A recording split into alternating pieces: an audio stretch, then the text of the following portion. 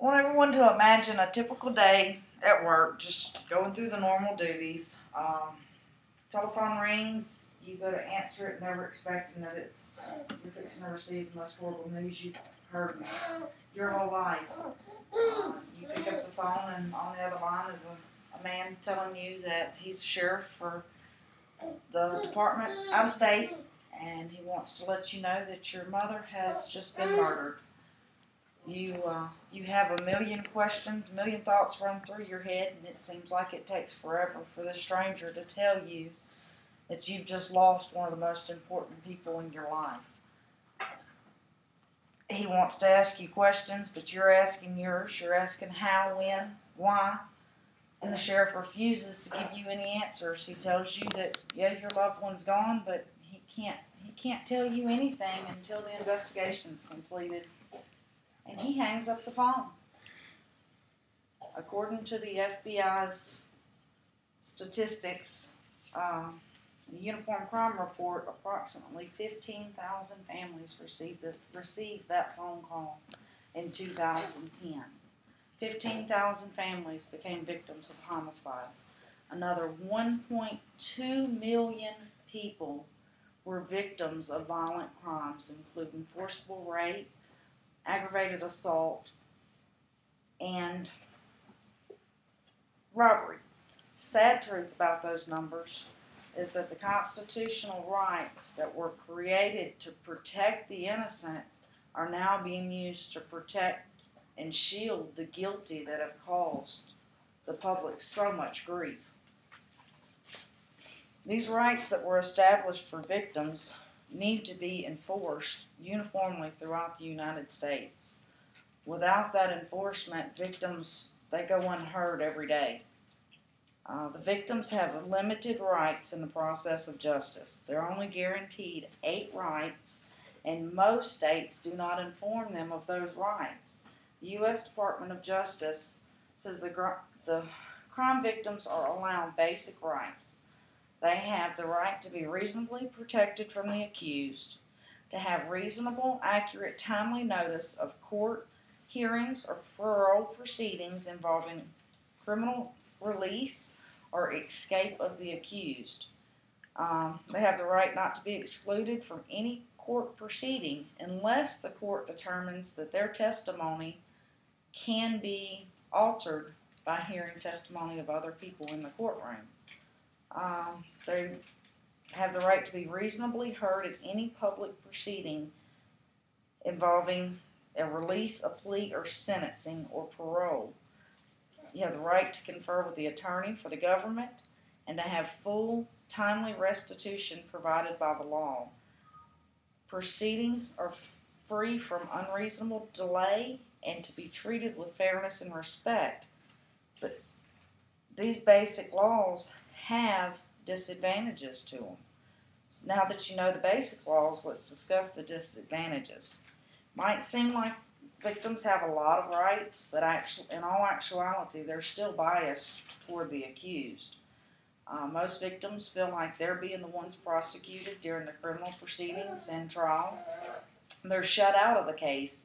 They're not given any information as to what's going on with the investigation, yet the accused gets to know every step of what's being done and what's going to be turned over to the courts about them.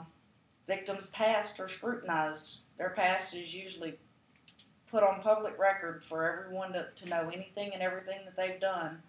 But yet the offender, his past is irrelevant. It doesn't matter what he's done unless it has went through court and he has actually been found guilty of the charges. Constitution guarantees more than a dozen rights for the accused, but it guarantees none for the victims. The accused has the right to see all evidence presented. Victims they're left in the dark. They have no clue what's going to be presented at trial. Homicide victims' families are not given any details about their loved one's murder. Some families go months, if not years, without ever knowing what actually happened to their loved one. The accused has the right to appeal a ruling. If they're found not guilty, the victims don't have a right to appeal it, but they have to go on with their daily lives. A victim's only allowed to speak at a sentencing hearing, and that's not guaranteed. 95% of all cases are settled out by plea bargaining. Plea bargains, normally you don't get to read your impact statement. The victim doesn't get to speak on how the crime impacted them. Victims are not made aware of their rights, and even when they are, the process is so overwhelming because of the emotions you're going through. You don't exercise those rights. The Center for Victim and Human Rights say that today's challenge is enforcement. That rights are only good if they can be enforced. Much has been accomplished in the last 30 years to make noticeable rights, but much more must be done. The Center for Victim and Human Rights believes that the justice process is about reestablishing balance.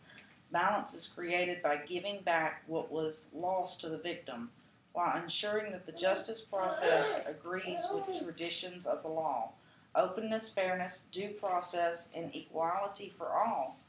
But openness is a must. Victims should have the same access to case files as defendants. The law can only be fair if victims are given the same rights as defendants. It's not equal until you have those same rights. According to Jan Van Dijk, the principal officer of the United Nations Center for International Crime Prevention, if the criminal justice systems of the world were private companies, they would all go out of business because half of their main customers, that is, the victims of the crime, are dissatisfied with their services. Statistical data from the Bureau of Justice Statistics claims that out of every 100 arrests made, only 54 offenders are convicted, and 22 of those are only sentenced to probation.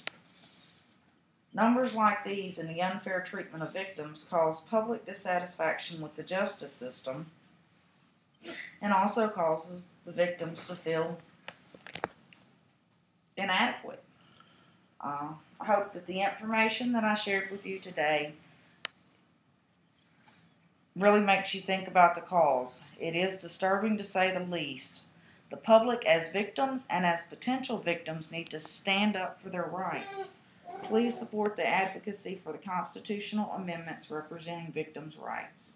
It's time for a change, but we must fight for it. Thomas Jefferson stated the need to occasionally modify the ultimate law of the land. I am not an advocate for frequent changes in laws and constitutions, but laws and institutions must go hand in hand with the progress of the human mind. As that becomes more developed, more enlightened, and new discoveries are made, new truths are discovered, and manners and opinions change, with the change of circumstances, institutions must advance also to keep pace with the time. The constitutional amendments and the constitutional rights are way behind what's going on in society today. They are outdated and they need to be updated according to what's happening in society today. Thank you.